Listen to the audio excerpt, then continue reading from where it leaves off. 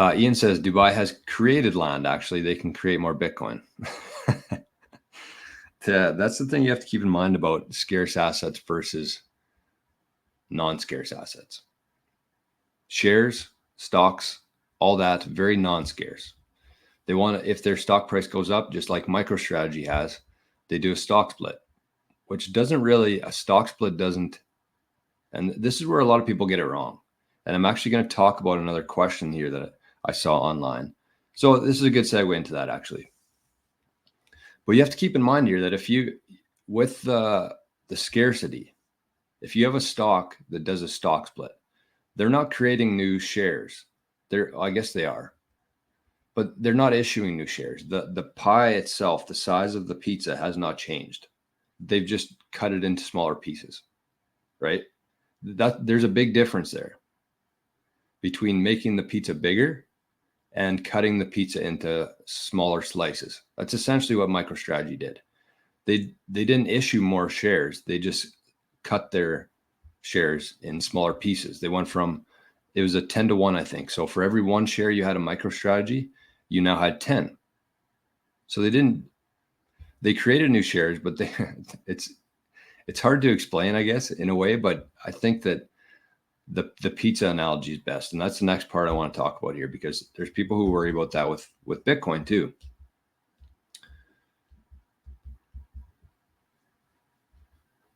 So where is this? Let's get to this. This is, somebody posted this. This was their fear about Bitcoin.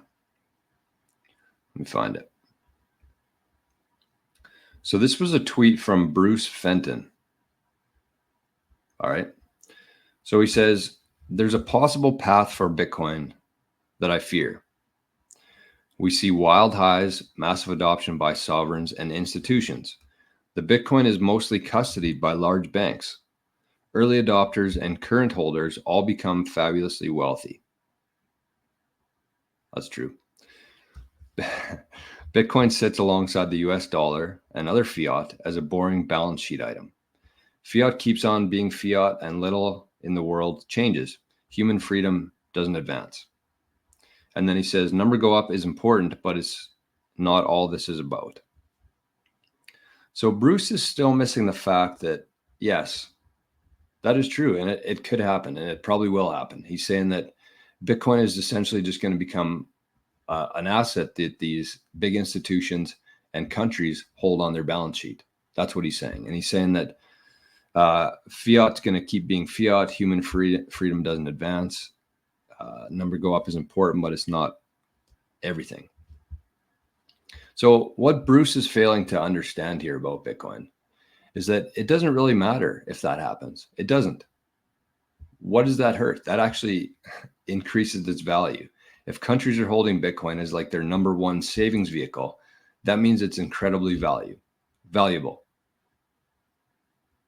So what's the problem there? It does not matter if everybody's using it. It doesn't matter if everybody has a Bitcoin wallet. That's not the point of this. The point is that they can create all the fiat currencies they want. They can create all the altcoins that they want. It does not matter. Bitcoin is a scarce asset. And if you can value everything based on that, everything is accurate. You have a fair starting point, an equal starting point for everybody that nobody can manipulate, nobody can alter, and nobody can create more of. That's the key there. It doesn't matter what it's used for. It matters that we have something fixed to measure everything else against. That's the point of Bitcoin. And I think I replied to it saying that imagine how valuable it's going to be if that happens. And it still could be a currency. They're not going to lock all the Bitcoin up. That wouldn't make any sense. And they couldn't anyways, because they'd have to take it from us. But he said, well, then it takes away the currency aspect of it. And I said, no, it doesn't. Because what did I say? I said, if you had a car and I wanted to buy that in Bitcoin, and all these countries, all these big institutions have recognized Bitcoin as their number one savings vehicle, the number one store of wealth, then wouldn't you want some of that? And if I paid you in Bitcoin for that car, that's a currency. So, people are very concerned about the fact that we're going to have Bitcoin and we're still going to have fiat, but that's bound to happen. That's exactly what Trump wants to do, is The US dollar isn't going to go away here. They're just going to back it with a real fixed asset like we used to do with gold before 1971, except way better because we can see how much Bitcoin they have. We could not see how much gold they had. We cannot create more Bitcoin like they could just create more gold. This is a pretty familiar analogy on the show, but just think about gold. If the price of gold shot up tomorrow from 2,000 to 10,000, what would happen?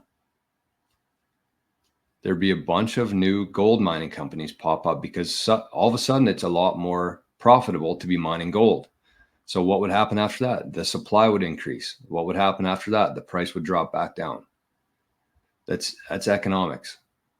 And you can't do that with Bitcoin. If the price of Bitcoin went from 60,000 to 600,000 tomorrow, there's nothing that anybody can do about it. It's a fixed asset with a fixed, scarce asset with a fixed supply and a known schedule. So we couldn't just go out to the mountains and find more Bitcoin. So the demand might not ever catch up with the supply.